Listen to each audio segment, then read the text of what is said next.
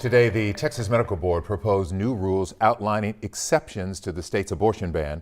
Women impacted by the law gave their thoughts to the board this morning as well. Jalissa Garza joins us live from the newsroom with a look at the guidelines and what qualifies now as an exception. Jalissa?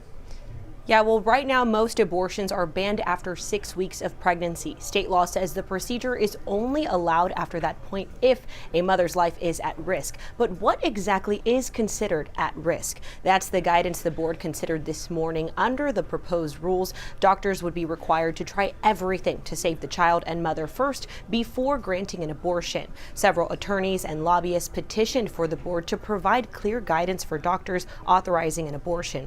But today's proposed new rules do not include a specific list of medical conditions, which is what many who addressed the board were hoping for.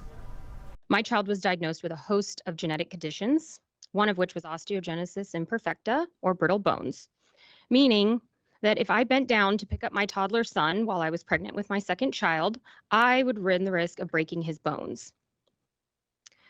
The mental anguish of carrying that pregnancy to term would have killed me. It would not do any bodily harm, as you've listed in your rules, but I probably would have taken my own life to end my child's pain. So I do hope that you will consider the recommendations of a mental health professional in your two-provider rule for reasonable medical judgment. The board did stress that medical issues are a case-by-case situation, so that's why they did not want to give a specific list of rules. But the new proposed guidance says ending ectopic pregnancies where the fertilized egg grows outside the uterus would not be considered an abortion and therefore allowed under state law. The medical board also discussed the process for how they'll handle complaints against doctors. Now, there will be 30 days for people to comment on the proposed rules, and then the board will vote whether or not to adopt those rules at a later time. Len?